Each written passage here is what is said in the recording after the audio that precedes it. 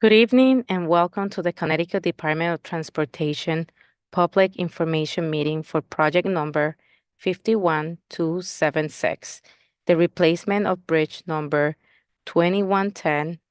It's located on Route 10 over a stream in the town of Farmington.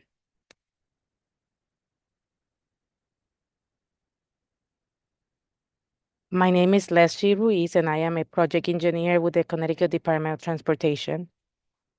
I would like to welcome everyone to tonight's meeting, and we hope this presentation is informative and we are able to answer all of your questions. And I want to mention that a recording of this presentation will be posted after the live event.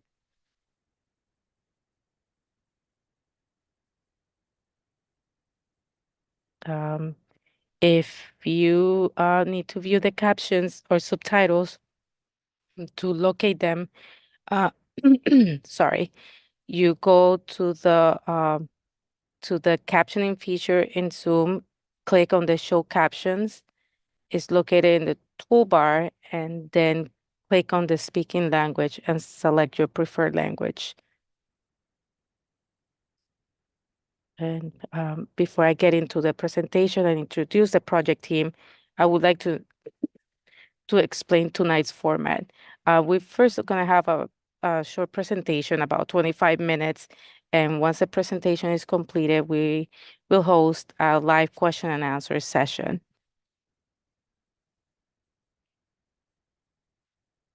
And so a voluntary post-meeting survey is available at the link posted below. The results of this survey will help us improve these public meetings going forward. And also the civil rights notice to the public is available at the link that we're posting below as well. And both of these links are located on the project webpage, which I'll go over in a little bit. I think we'll have it later on.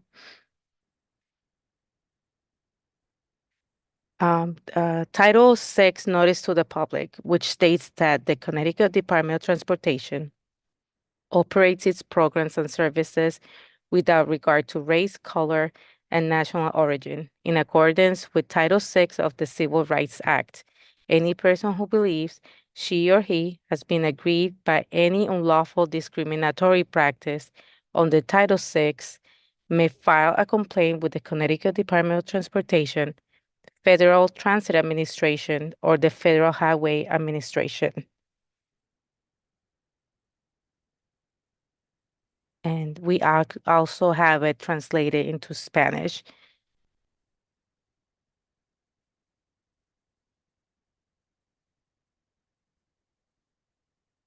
So you have three means of communicating with us during the live question and answer session. The first is by sending an email to the project email address, which is dotproject0051-0276@ct.gov. The second is by leaving a voicemail at 860-594-2020. And please include the project number, which is 51276, and your contact information. You may be able to ask questions or provide comments through these two options all the way through November 6th. And after that, we close out on November 6th, but for tonight, we have the Zoom Q&A tool, which we're going to go over on the next slide, how to access that. So here, you can go to the Q&A feature, then click on the Q&A in the toolbar. This will bring up the window that you see to your right. And in that window, you can type on the text box and you can send, and that will post a question, and we will be responding to all the questions in the order we receive them. And this feature is only available during tonight's presentation. And now to introduce the project team. We're going to start with the Department of Transportation. We have Bart Sweeney. He's the Division Chief of Bridges. Next to Bart is Derek Lazar. Derek is our principal engineer. In our group is the consultant bridge design consultant liaison engineering program. Then we have Brianna Ritaco. She's our supervising engineer. Myself, Leslie Ruiz, I'm a project engineer. And from the Office of Rights of Way, we have Kathleen Erickson, and she's a property agent. And Klaus Jensen Miller is the consultant liaison engineer on this project. And we'll work with the Connecticut Department of Transportation to provide project oversight through the design and the construction of the project. Mark Levesque is the program manager, and he will be the MC for tonight's question and answer session. And Jonathan Corelli, he is the liaison engineer, and he's going to be going in more detail about the project in a couple seconds. And Weston and Sampson engineers, they are the design consultant for this project. And Jonathan, you can start with your portion of the presentation now. Okay, thank you, Leslie, for the introductions. Yeah, I'm Jonathan Curley. I work with Glossians and Miller as the project engineer for this project. So to start with the project location, this Bridge 2110 is about approximately 1/4 mile north of US Highway 6 and about a mile south of the intersection of Route 10 with State Route 4. Looking in aerial view, north in this case is to the right. We have Route 10 and that runs north-south. The bridge is about 75 feet south of the intersection with Tonksett Street, and it provides crossing over an unnamed stream, which flows from the bottom to the top in this photo.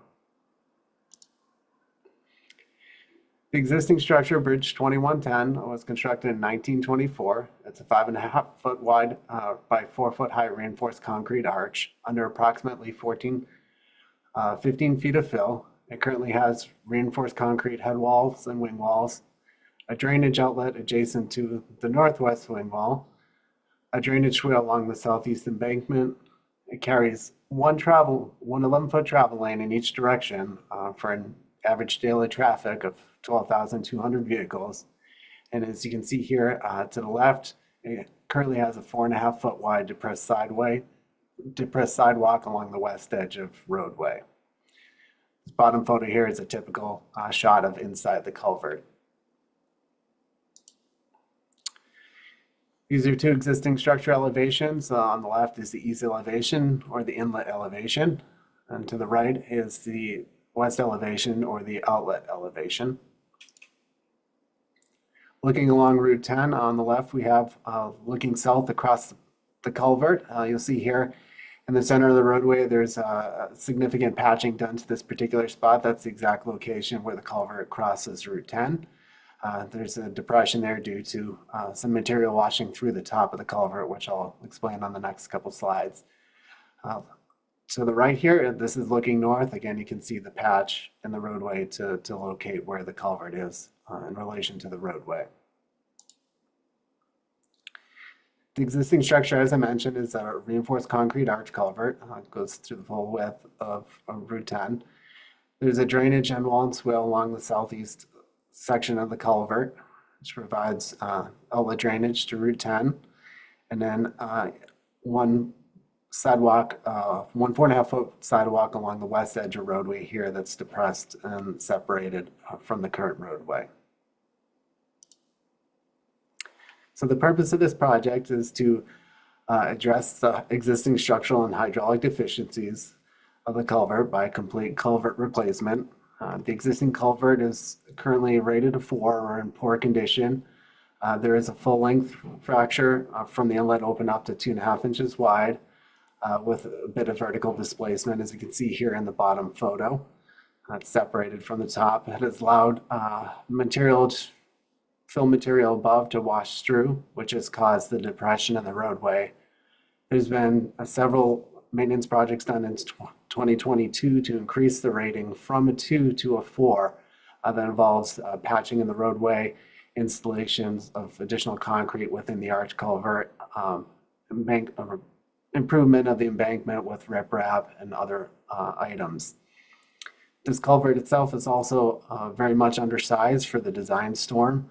So this is the second part of the purpose and need to address the hydraulic deficiencies. Any replacement would be more than adequate for the particular design storm that we have to design for. So the proposed replacement at this site is a precast concrete box culvert. It will be longer than the existing culvert. This will allow us to improve the embankment slopes on all sides, reducing the need for maintenance of them. In doing so, we'll also eliminate the drainage swale and provide an extension of existing drainage through the new southeast wing wall. There will also be a new sidewalk placed within the project limits along the east edge of roadway to provide additional pedestrian accessibility.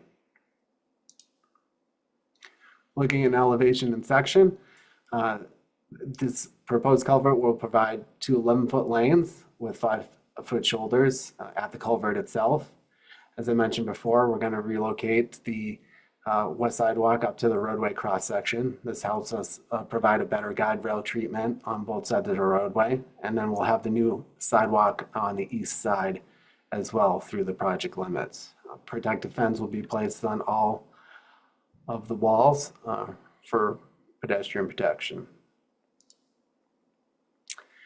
The culvert itself would be placed in 3 major stages: pre-stage, construction stage, and then a post-stage. During stage 1, 2 lanes of existing traffic will be maintained and it will be shifted over to the east edge of roadway. Pedestrian traffic will be provided a temporary path along the east edge of roadway to allow for passage during this stage.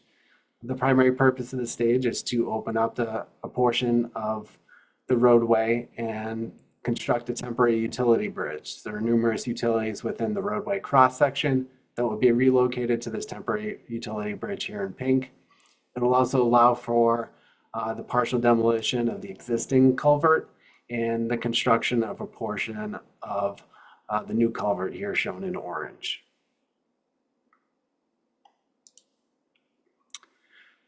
During stage 2, the roadway will be closed to traffic and to pedestrian traffic.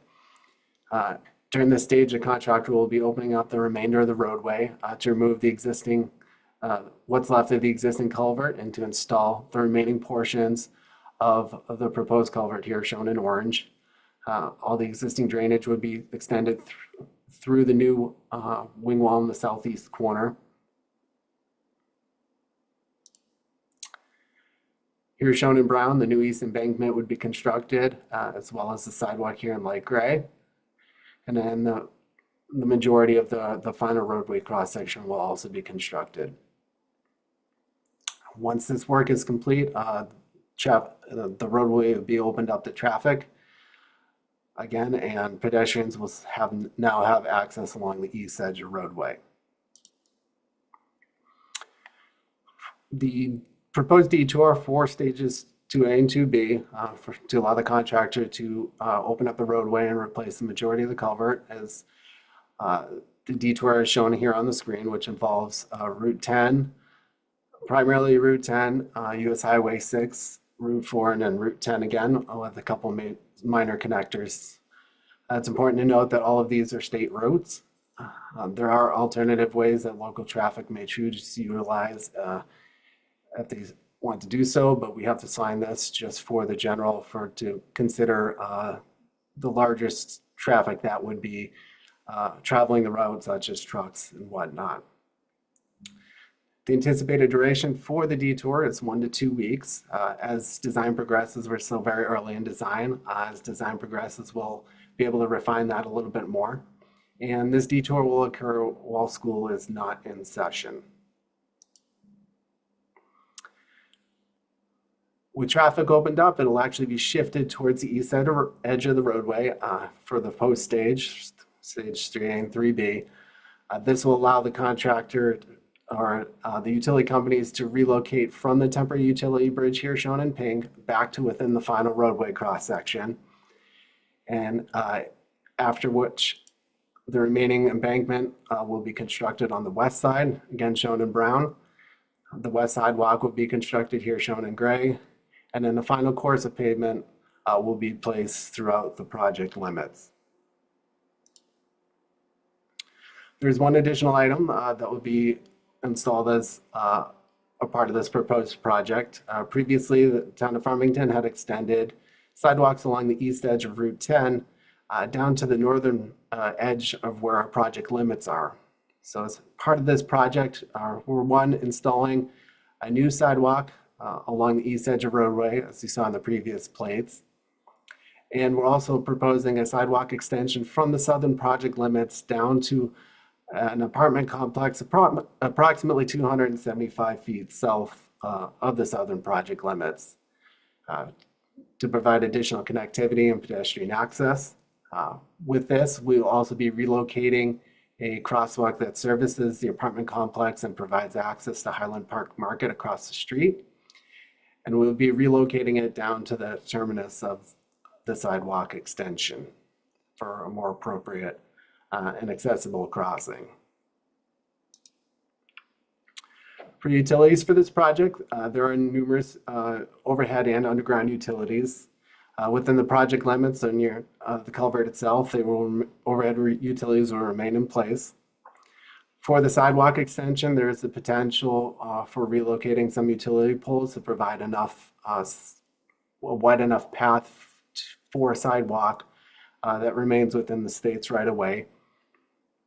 This will be determined as design progresses. There are numerous underground utilities, which will be relocated temporarily to that temporary utility bridge that I had previously shown in pink. And then they will actually be relocated back to within the final roadway cross section. The underground utilities will also require possibly a relocation of a fire hydrant in the vicinity of the apartment complex, again, to accommodate the 5-foot wide sidewalk path. For this project, we would be looking at two primary environmental permits. One is the U.S. Army Corps of Engineers General Permit 19, also known as self-verification form, and a Connecticut Deep General Permit for water resource construction activities. There are numerous rights-of-ways associated with this project, both existing and proposed. It's important to note that the existing state's right-of-way lines are noted here in red.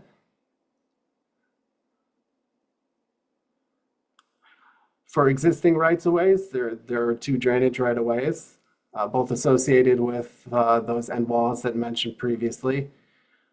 Here in blue in the northwest quadrant for the drainage outlet here.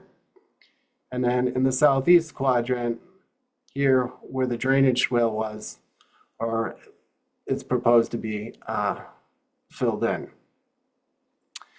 For what's proposed as part of, under this project, a portion of the existing structure is actually outside the state's right of way. So by installing a longer culvert, there is the need to both access and maintain the portions that are constructed outside the state's right of way at the inlet and outlet. It's the minimum amount of area in order to, again, both access and maintain these facilities. There'll be slope easements required for the improved embankment slopes, again, just for the maintenance.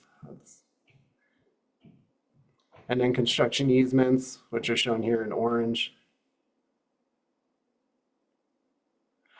for the contractor to access the site and perform the work. Now I'll turn it over to Kathleen from Rights Away, and she'll go through a little bit more regarding that. Thank you. Thank you, John. So my name is Kathleen Erickson, and I'm an assistant project coordinator with the department's Division of Rights of Way.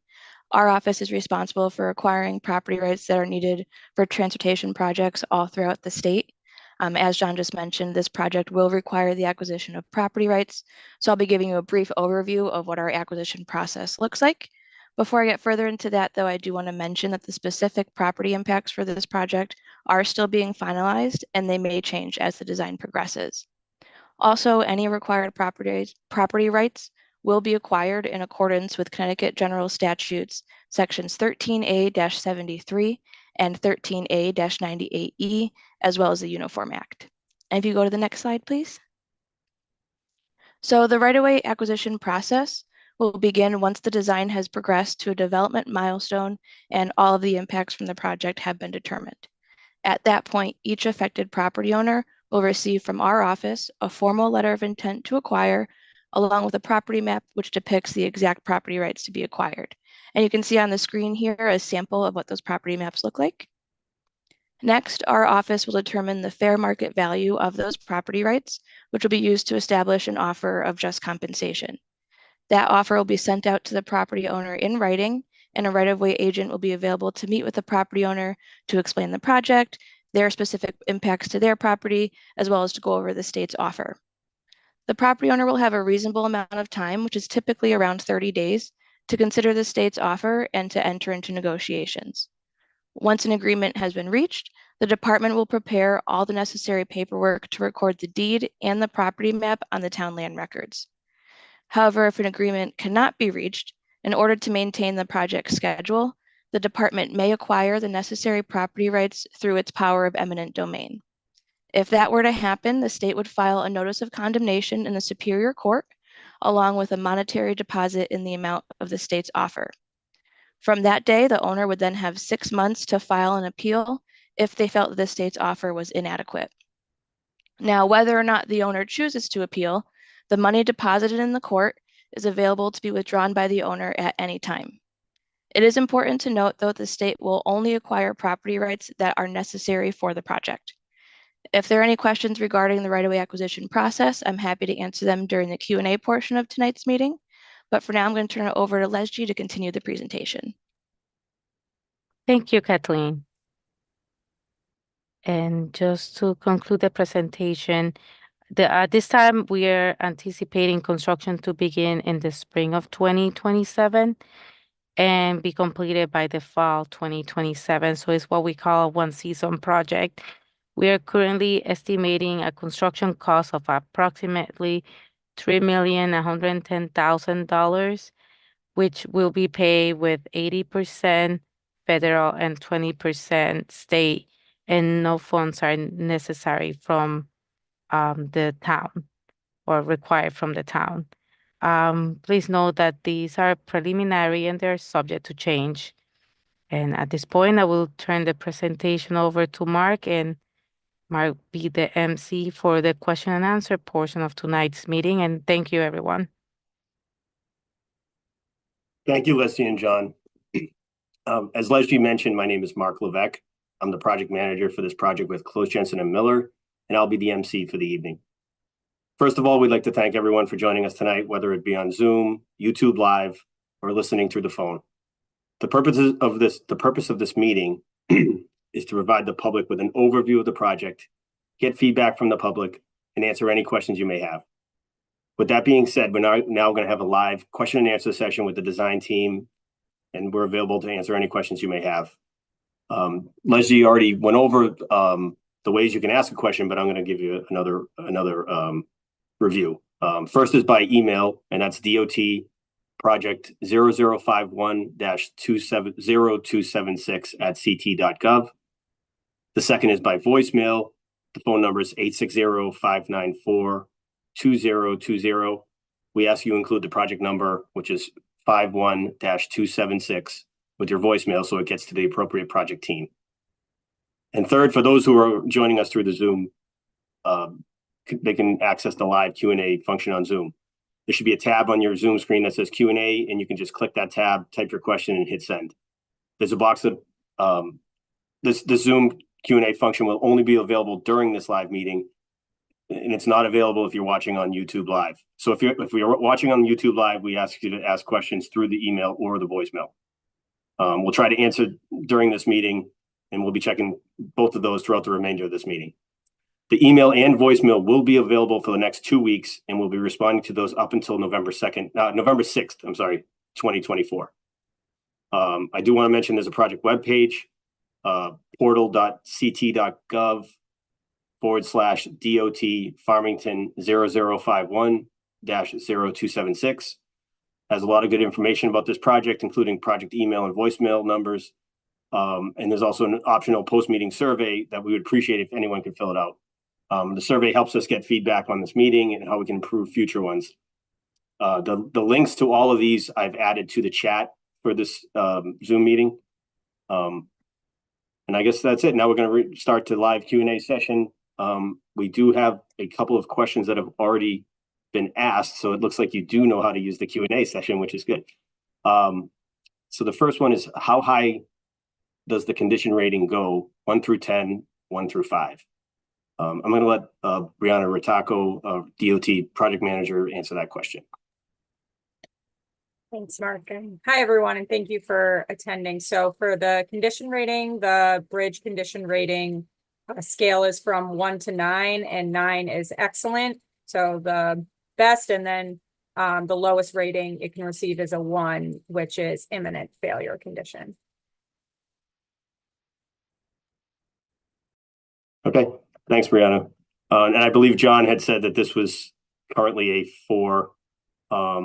So it's poor condition. Right, poor condition. And I think at one point it was a 2, and they did some repairs, so it was in critical condition.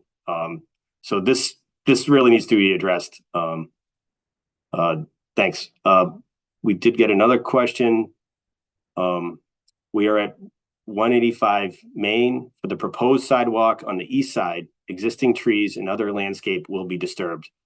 What are the plans for protecting or relocating the existing plants? I believe John Corelli from CGM will answer that. John? Hey, thank you, Mark. Yeah, so as far as plants within the protecting and relocation of the existing plants, any areas that are disturbed by the contractor typically are treated for invasive species. The department is looking to incorporate a landscape planting plan as a part of addressing any areas that are disturbed. If you have any particular plants that you have in question that you have concerns about, I would ask you to reach out by email, provide your information and state your specific concerns, and we can look into that a little bit better for you or more precisely at this time. But generally, any area that's disturbed, we tend to restore either with specific plantings as dictated by the department or typical turf establishment. So that way it's you're provided back with a quality treatment afterwards. And I would like to add that we have a landscaping design unit, and usually they'll review the plans and provide any specific planting that it fits in the area to replace what was existing that we had to remove, or the trees that are in need of that we need to protect during construction. We'll do that as well.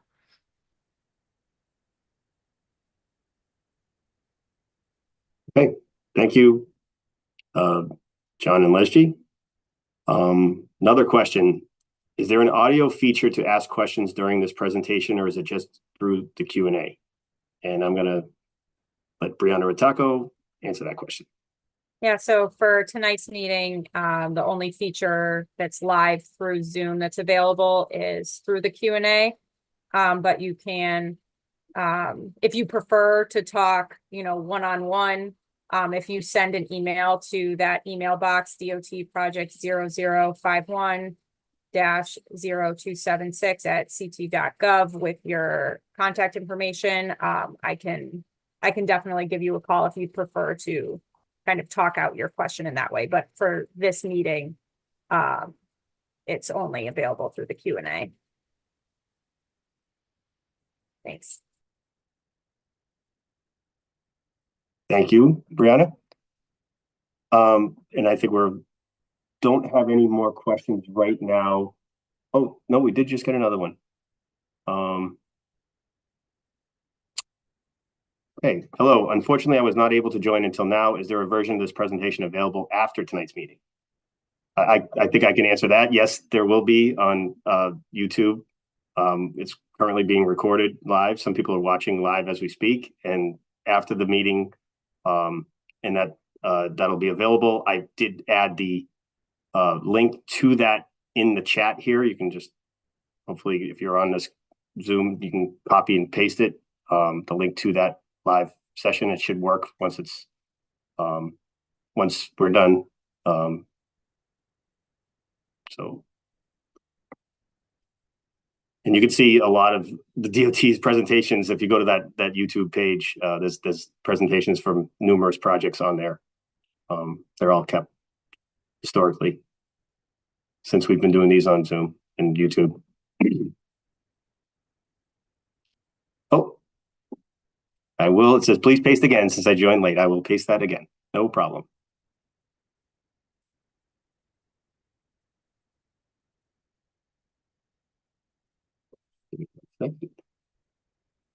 And I am going to remind everybody too that there is a post-meeting survey.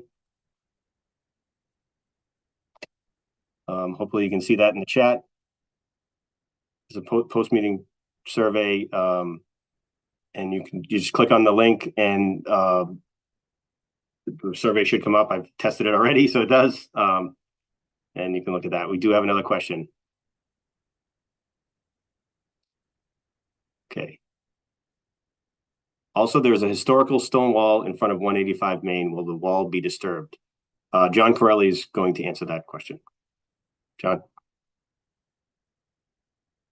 Yeah, thank you, Mark. Yeah, so that particular wall had been flagged. As part of this process, the State Historic Preservation Office always does an analysis of natural resources in the area, and they had pointed out that wall has potential historical significance. So, is the intent to not disturb that wall at this time, and a note will be placed on plans. As well as additional coordination with the State Historic Preservation Office will be completed regarding that particular item. So we are aware. Thank you, John. Another question came in, and it looks like it got cut off, but I think we can answer most of it. The question says, where the current sidewalk ends on the east side opposite Tunnix, I think it's Tunxus. How long is the sidewalk going to be added to connect with the apartment complex from the property owner at 171 Main Street? Where the current sidewalk ends, there has been talk about, and I think it was going to say development, but I think that's where it got cut off. But I think, John, you can probably speak to that, correct? Yeah, so currently the town had extended, as you see here in purple, up to that driveway entrance about 2 years ago. And so we're essentially going to finish it to that driveway entrance, start constructing from the other side of the driveway entrance, and go all the way to the apartment complex that's about 275 feet south of the primary project limits. So as you see here, all right. So again, the town had previously constructed the section in purple that brought it to the driveway entrance for main gate, and we'll be installing the new one along the project limits here in pink, and then the sidewalk extension along the east edge of the roadway to the And apartment. sorry, Jonathan, could you mention about the crosswalk? Or can you go back to that slide so you can show where we're proposing to move the crosswalk so it connects with the sidewalk on the other side of the road? Correct. So currently there is a crosswalk here servicing Highland Park Market from the apartment complex, and it will be relocated to the base of the driveway for this apartment complex here, which is the end of the new proposed east sidewalk.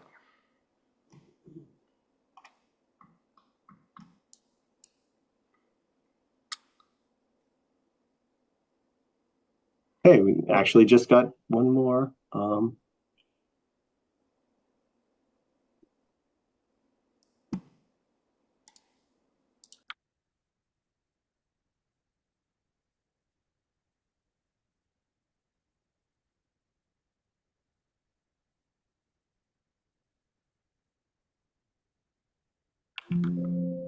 Okay, I can address this last question too. What's the timing of the projected start and end dates? So right now we're looking at the starting construction in the spring of 2027 and finishing construction in the fall of 2027. There will be a 1 to 2 week period where the road will be completely closed to both vehicular and pedestrian traffic for the contractor to excavate the majority of the roadway and do the majority of the work during that period. So as we have 3 stages, the pre-stage primarily for the utility relocation, stage 2 where we close the roadway and do the majority of the culvert replacement, and then stage 3 where we open it back up to traffic, but relocate the utilities back within the roadway cross section. And I would like to add, he's asking about, or they're asking about Tungus Street. And I just want to mention that we are not impacting Tungus Street. We're going to have a detour in place during that time. And I don't know, Jonathan, if you can bring up the detour plan again or map so they can see it. I know it's a little small. We can. John, it might be better seeing your staging that Yeah. that access will always be maintained to Tungus Road, right? Correct. Yep. So even when the detour is in place, I think, it'll say local access only or something like that. Correct. Yeah, there will be continued access throughout construction to Tungus Street for local access. So there's the only proposed road work to within the roadway in front of Tungus Street is just milling and overlaying the existing pavement to provide a transition into the new pavement section over the culvert.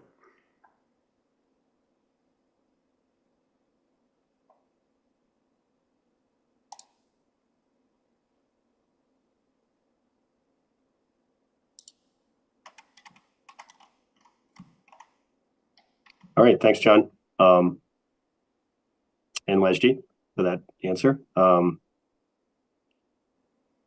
still waiting. I don't think we have questions coming in from the voicemail or email. And we do have a couple more Q&A questions. I think it's one question.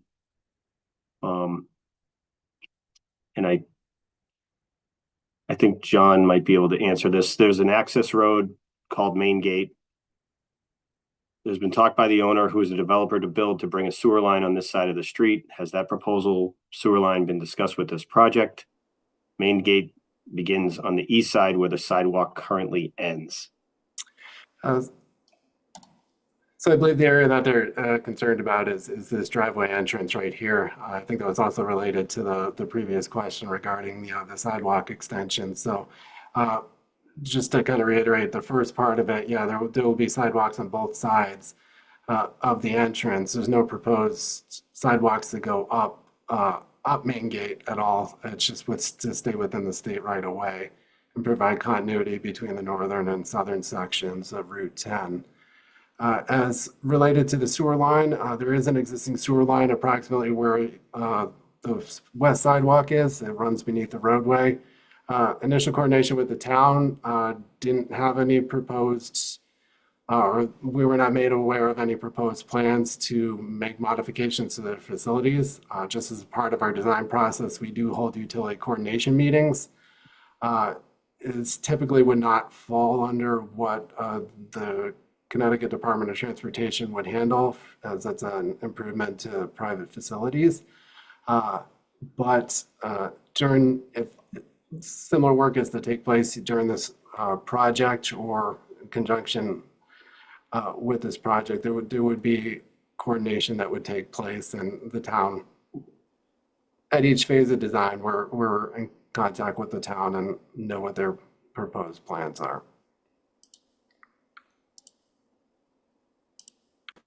Thank you, John.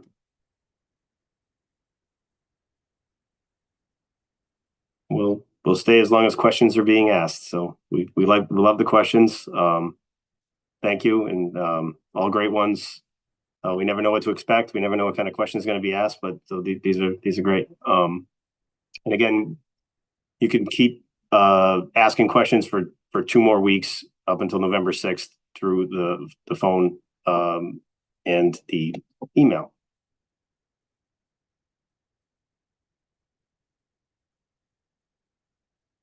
Okay. We did get another question. How do you anticipate this project will impact the waterway? Will there be more water flowing through, or does that depend on rain, et cetera? I don't know a lot about that little stream. Thank you for all your answers. Okay. I think I can start that one. So the existing culvert is severely undersized for the amount of water that flows to the site. And we designed it for various design storms. I believe this one, because it's considered a small stream, it's a 50-year design storm that we design it to. We are not, it's going to be a larger hydraulic opening. But so what that means is the velocities will actually decrease when the storms come in through that structure, or there won't be as much, we call it pressure flow when it just builds up on one side and just kind of rips through the culvert. The downstream properties, through our hydraulic design, it's supposed to converge, meaning go back to what it was before, as soon as possible downstream. So there will not be increases in private property flows to private property or anything like that. And we have a hydraulic engineer helping us size the proposed culvert. Okay.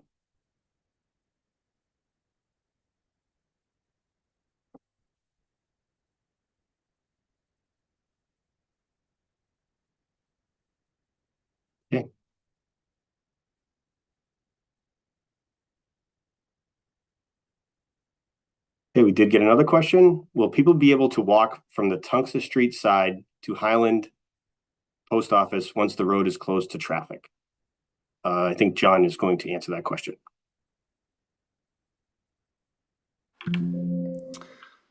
Okay, so during the pre-stage, there's going to be temporary access on the opposite side of Tunxus Street, but going into stage 2, where we are closing the roadway, again, that's going to be for the 1 to 2 week duration. The contractor essentially needs the entire work area to complete the work. They'll be doing deep excavation to get out the existing culvert. Again, it's under 15 feet of fill, and then you have to go beneath that to remove the existing structure and to place the proposed structure. So for that 1 to 2 weeks, there will not be any pedestrian or vehicular access through the project limits.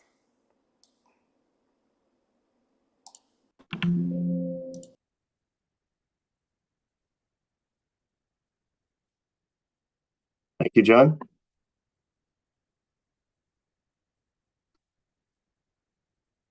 Love to see the questions.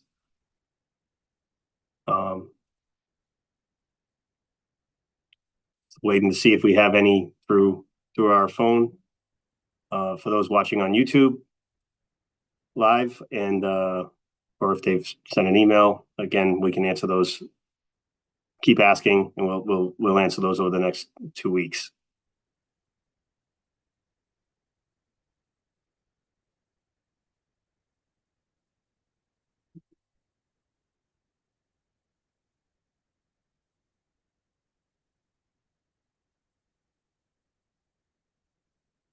Once again, there's a web page.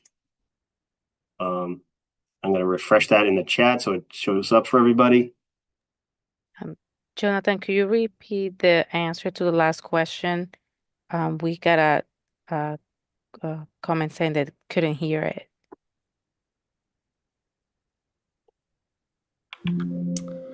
Sure.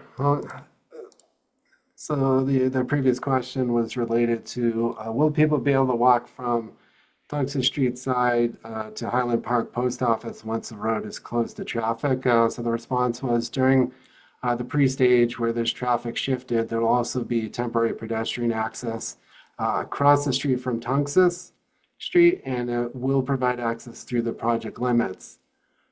However, once we enter stage 2, where the roadway is closed, the contractor will have to utilize the entire work area to do the deep excavation to remove the existing culvert and to install the proposed culvert. Again, we're looking at a total excavation of like 15 to 25 feet throughout the project limits, so that it'd be impossible to keep access for the pedestrians and vehicles during that stage. So that's why we're limiting it to the 1 to 2 weeks. And then once that work is complete, the new sidewalk will provide access on the east side of roadway for stage 3.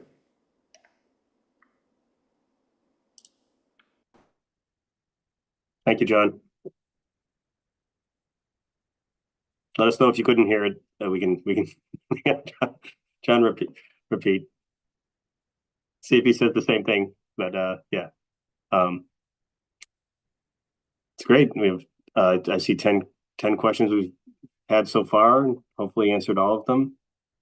I think we have. I don't see any on through the phone or through email. Again, I mentioned just before that last question that I reposted the project webpage. And I'll also put the survey in there too as well.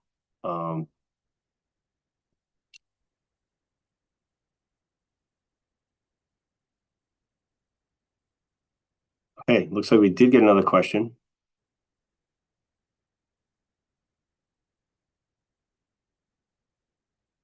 Okay. Current animals, deer and bear, use the culvert to cross under the road.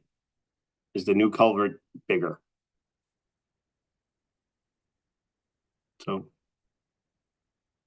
yes, the new culvert will be bigger. I think, John, do you want to give the quick dimensions? Sure. So the existing one is 5.5 feet by 4 feet high, so very, very small as it is, and especially with the flow height. The proposed culvert is 14 feet by 7 feet wide, so it will be significantly bigger and significantly taller than the existing. Yeah, those must be small bears to go through the existing one. But I guess it's good. I think this will help with the wildlife passage through the site, not have to go on the road.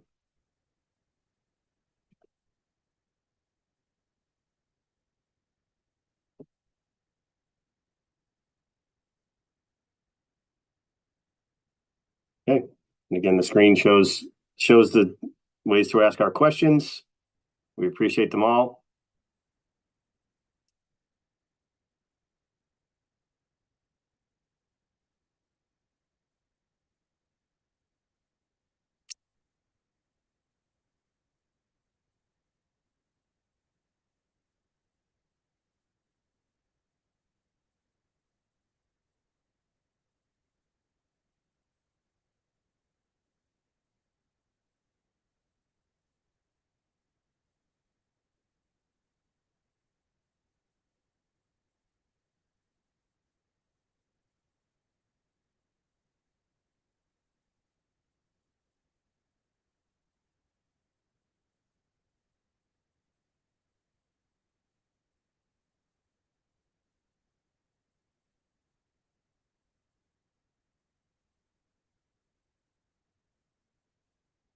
Oh, did get another question. Also, there have been times where the beavers have blocked the entrance so that property on this side east has been flooded. So this should help, correct? I'll start. Yes, it should help. I don't know that we've ever been able to completely stop beavers from doing their work. This will be a much larger channel for them at the bridge site for them to build the dam across. I have seen them build some pretty impressive dams before, but so I think if they're building it right at the culvert, yes, it will be an improvement. If they're doing it, upstream or downstream, those conditions aren't really going to change. Not sure if anyone else has anything to add to that.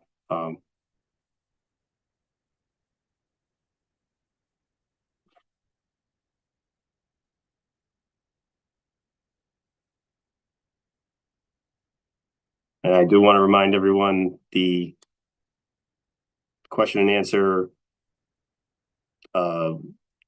Duration will be open until November 6th, 2024, by email and by phone.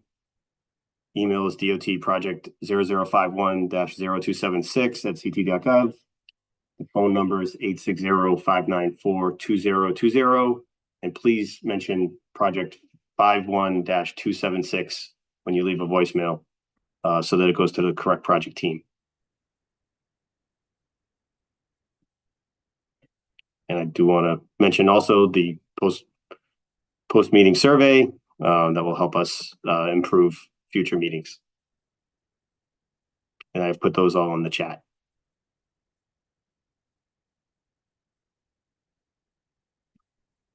I also added civil rights information. There's a Title 6 page on the DOT website, and there's a link to that in the chat, and it's shown here in the screen.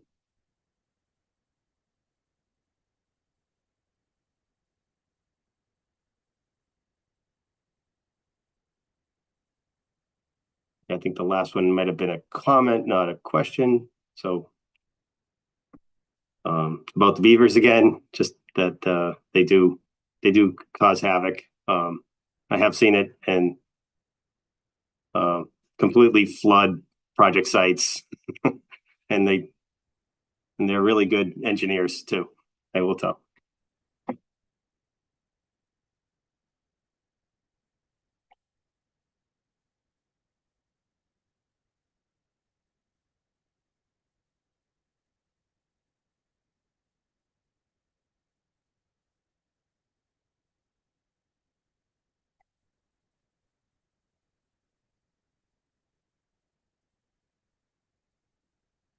I'll give it another minute, and if there are no more questions, we may wrap up.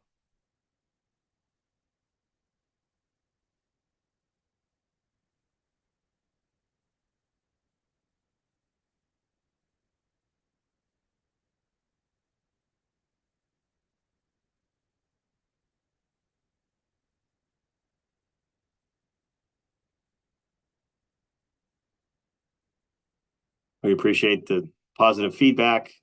This is great. So thank you all for joining us. It's important to know what's important to our residents that are affected by these projects.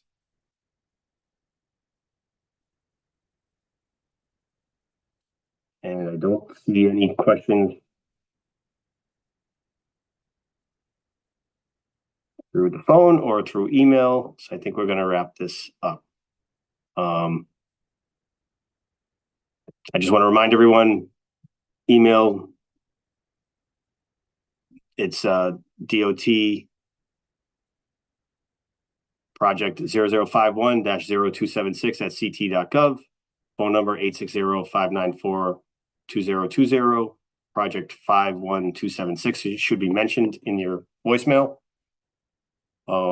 I appreciate everyone joining us tonight. We had some attendees on YouTube Live and Zoom. People can watch this after. This will be at the link I posted in the chat. You can also just search on YouTube. I think you could search on 51276 and it'll come up. It should come up for DOT project 51276. And again, we'll be answering questions up until November 6th, 2024. And all of this information, including the link to the YouTube Live, will be available at the project website. That's portal.ct.gov/DOT Farmington 0051-0276. We want to thank you for taking your time out of your day to join us. We appreciate you being here, getting your questions and your feedback. Well, thank you and good night.